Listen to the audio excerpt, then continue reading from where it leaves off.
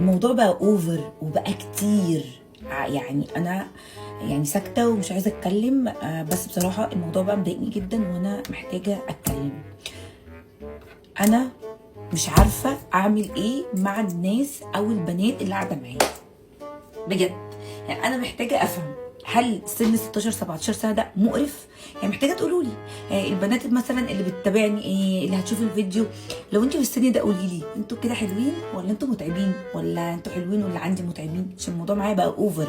فانا دلوقتي هوريكم. يعني انا كنا بره، رجعنا وقفت المطبخ، عملت لهم الاكل، بصوا بقى منده عليهم، كل شويه رايحين جينا عليا، خلصتي وانا واقفه على رجلي ومحدش حتى فكر يعني يقشر بطاطسايه. عملت لهم بطاطس وبانيه ومكرونه.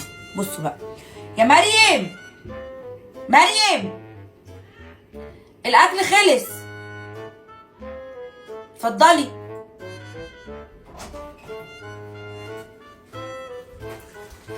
ولا احط لكم انا كمان اغرف لكم؟ لا. طب اتفضلي، اتفضلي حط. نفسك فيا ترد عليا. انت لابسه ستيتش، يا نهار ابيض. ازاي تعملي هاتولي شورتة الاطفال. يا نهار ابيض. بسرعه يا جماعه؟ بصوا زينه ملبسه لي ايه. لا مش لابسه، ماشي يلا. استنوا اجيب لكم الطبق. يعني قولوا لي اعمل معاهم ايه بجد. اتفضلي حطي الطبق هنا كده، يلا. ارمشي. التانية طبعا فين؟ والتالتة فين؟ هاتي يلا. خدي يا زينة المعلقة اهي، يلا نزلي. شايفين؟ بصوا لونها. بس لما تخلص بقى، يعني مش لازم. يلا دوقوا بقى كده وقولوا لي رايكم. اكيد مش هندوق دي. هاتي يا ستي، هاتي دي. بجد انا يعني احنا راجعين هم كانوا معايا، بس محدش حتى بقول لكم قشر بطاطسايه.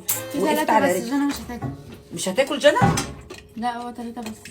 خلاص. جنى نايمه. نايمه. والله هي مش هتاكل فعلا. وغسلت المواعين ومليت الازايز، والله لو صحيت الصبح لقيت حاجه متبهدله يا مامي حلوه. والله لو لقيت حاجه متبهدله زينه، انا بقول لك اهو، انت ومريم، عشان التالتة نايمه. لو عايزه انا صحيت. شوفي يا جنى، انا غسلت المواعين اهو، انا بقول لك تاني عشان لو كنتش سامعه اولاني. ايه رايك في المكرونه؟ بيرفكتو؟ لا ماشي. هو انت بتاكلي بشوكتي ليه؟ يلا افرشوا بقى.